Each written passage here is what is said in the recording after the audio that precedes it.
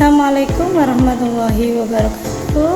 Yang terhormat kepada dosen pembimbing Ibu Fitna Robiul Adawiyah SOS. Perkenalkan, nama saya Evi Nur Hidayah dengan NIM 877318441, mahasiswa UT Pokjar Kota Pasuruan, bidang studi SPGK 4307 bimbingan konseling. Dalam hal ini saya akan membahas topik tentang cara mengelola emosional. Selamat menyaksikan. Memberikan suatu bimbingan kepada kalian bagaimana caranya kalian bisa mengelola emosi dengan baik, ya, tanpa harus menyakiti orang lain, ya, tanpa harus menyakiti orang lain. Nah, bagaimana caranya? Ya, ketika kita dalam keadaan emosi, boleh tidak kita marah? Ketika barang kita diambil, boleh tidak? Hah? Boleh tidak? Boleh apa tidak? Tidak boleh. Semestinya barang kita kalau diambil orang kan mestinya nggak boleh. Iya. Kalau teman kita izin kepada kita kalau mau ambil pensil, otomatis apa? Otomatis kalian kalau pinjam harus bilang dulu. Agar apa? Agar teman kita tidak marah. Ya untung tadi nanti saya tidak apa? Tidak begitu marah besar, ya. Tapi dia bersedih. Karena apa? Karena pensinya diambil. Nah, bagaimana caranya kita agar kita itu marah tidak menyakiti orang lain?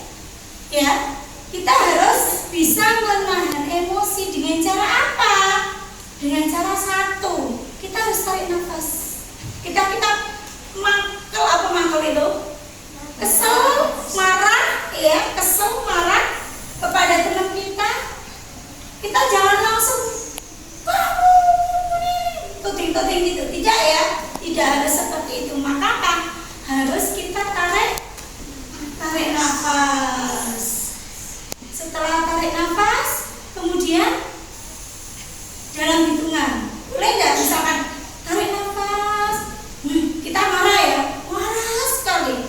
Kalau marah tandanya wajah kita kan biasanya memerah, ya, amarah kita itu memuncak, sehingga apa? Sehingga mau melampiaskan kepada kita takut, ya, kita takut.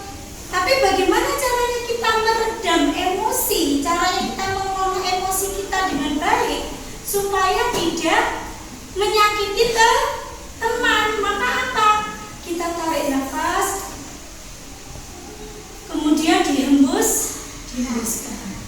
Kita tarik nafas lagi, dihembuskan sampai kita bisa betul-betul meredam amarah kita supaya kita tidak menyakiti teman kita atau orang-orang yang telah menyakiti kita. Dengan cara kita tarik nafas, dihembuskan lagi, tarik nafas, dihembuskan lagi. Kalau dalam Islam kita juga harus membaca apa? Istighfar sambil menghembuskan nafas. Astagfirullahaladzim, astagfirullahaladzim. Ya, tujuannya adalah agar satu, kita bisa mengontrol emosi kita supaya yang bukan baik kan tadi apa? Supaya tidak menyakiti teman. Itu yang pertama. Yang kedua adalah untuk perbaikan kita. Bagaimana caranya menahan emosional kita, ya.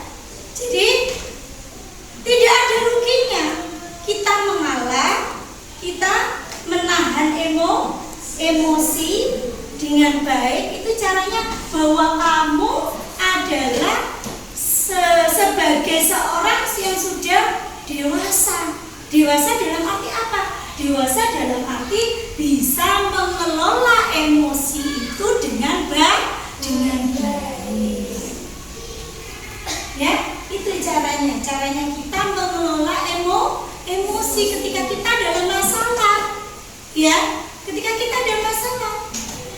kita diem aja, jangan lantas kita aja temennya kanan kiri dan lain sebagainya.